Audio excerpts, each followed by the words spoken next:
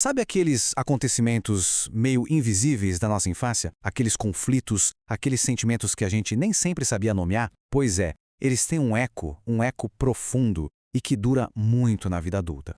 E essa é uma ideia, olha, poderosíssima que mudou o jeito como a gente entende o desenvolvimento humano.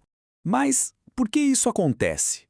Qual é o mecanismo que faz com que as experiências lá de trás ressoem por décadas e décadas? É exatamente esse mistério que a gente vai tentar desvendar aqui, com base na pesquisa de Kirsch Correia sobre o que a psicanálise tem a nos dizer sobre isso. Bom, vamos lá então. Nosso roteiro de hoje vai começar com o tal do eco da infância, passar pelas descobertas de Freud e de Klein, dar uma olhada na dinâmica da família moderna e, claro, no final, tirar algumas lições práticas para o nosso dia a dia.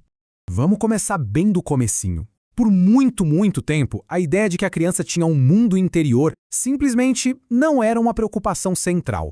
O objetivo era basicamente ensinar valores morais, valores éticos. Acreditava-se que só isso já bastava para formar um bom adulto. Os sentimentos, as angústias, as fantasias das crianças, isso era em grande parte ignorado. Foi a psicanálise que chegou para dar uma virada de chave radical nessa perspectiva. E essa virada de chave começou com um nome que todo mundo conhece: Sigmund Freud. Ele foi tipo o primeiro explorador a investigar de forma sistemática esse território oculto da mente infantil. A grande sacada de Freud foi o conceito de inconsciente. Ele começou a perceber que muitos dos problemas de seus pacientes adultos, tipo a histeria, não tinham uma causa física. A origem era psicológica e estava enraizada lá atrás em experiências da infância que ficavam guardadas nesse lugar da mente que a gente não acessa diretamente. Então, o ponto crucial é que, para o Freud, a infância não é uma fase única, toda igual. Ele mapeou a coisa toda em 5 estágios bem distintos: o oral, o anal, o fálico, o de latência e o genital.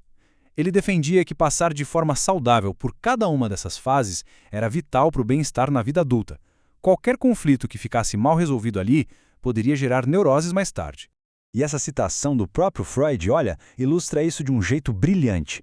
Lá no inconsciente, a realidade de fora e a realidade do pensamento se misturam. Desejos podem ser vividos como se fossem fatos, e fantasias podem parecer tão reais quanto memórias. É por isso que aquilo que a criança sente que aconteceu pode ser tão ou mais importante do que o que de fato aconteceu. Ok, então Freud nos deu um mapa do inconsciente. Mas como é que se acessa esse mapa em alguém que ainda nem domina a linguagem para expressar o que sente? Vamos para o nosso próximo ponto para ver como a Melanie Klein resolveu esse problema. Esse era o grande desafio. A análise freudiana clássica dependia da fala, da associação livre. Mas como fazer isso com uma criança de 3, 4 anos que mal consegue descrever o que comeu no almoço? A pergunta que moveu a inovação no campo era exatamente essa. Se a porta da frente, que é a fala, estava fechada, era preciso encontrar uma outra entrada, uma porta dos fundos. E a solução da Klein foi simplesmente genial: a ludoterapia.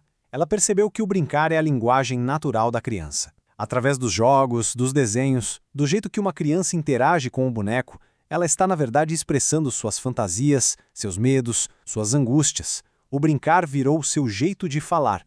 Agora, o mais interessante aqui é ver como o campo estava sempre evoluindo. A Klein entrou no debate direto com ninguém menos que a filha do Freud, a Anna Freud. Enquanto a Anna achava que o senso de certo e errado, o superego, se formava mais tarde, a Klein, observando as crianças em suas brincadeiras, argumentou que essa estrutura da mente era muito mais primitiva, surgindo bem no comecinho da vida.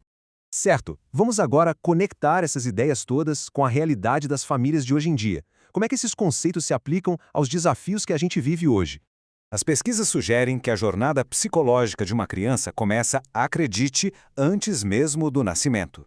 Os sentimentos dos pais sobre a gravidez, se a criança é desejada, se a chegada dela gera frustração, tudo isso é transmitido e pode começar a moldar o psiquismo, seja de forma positiva ou negativa. Para a gente entender melhor a dinâmica familiar, o autor Andrew Solomon propõe um conceito bem útil: a identidade vertical. Sabe? São aquelas características que passam de geração para geração, como etnia, religião ou a língua. Elas criam um senso de continuidade, de pertencimento.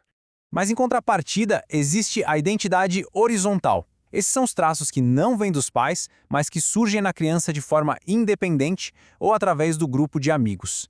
E isso pode ser um baita desafio, porque os pais podem não estar preparados para filhos com necessidades ou identidades que eles mesmos não conhecem. Então tá. O que a gente pode tirar de tudo isso? Como é que esse conhecimento todo pode nos ajudar a navegar nas relações familiares e educacionais tão complexas de hoje? A pesquisa aponta para alguns comportamentos bem específicos que acabam criando um ambiente desarmonioso. Brigas constantes dos pais, tentar compensar a ausência com presentes, ficar comparando os irmãos, a falta de regras claras ou simplesmente dar maus exemplos. Tudo isso impacta e muito o desenvolvimento da criança. E aqui está uma das lições mais importantes, eu acho. A vida é cheia de conflitos, não tem jeito. O objetivo, segundo essa perspectiva da psicanálise, não é criar uma bolha protetora, uma coisa irreal, mas sim ajudar a criança a construir suas próprias ferramentas internas, seus recursos psíquicos, para que ela mesma possa enfrentar os desafios que inevitavelmente vão aparecer. E para a gente fechar, fica aqui essa reflexão. A fonte que a gente analisou nos lembra que os pais funcionam como um espelho. As crianças se veem através de nós. A pergunta final que fica e que é um convite para a gente pensar é: que tipo de reflexo estamos oferecendo?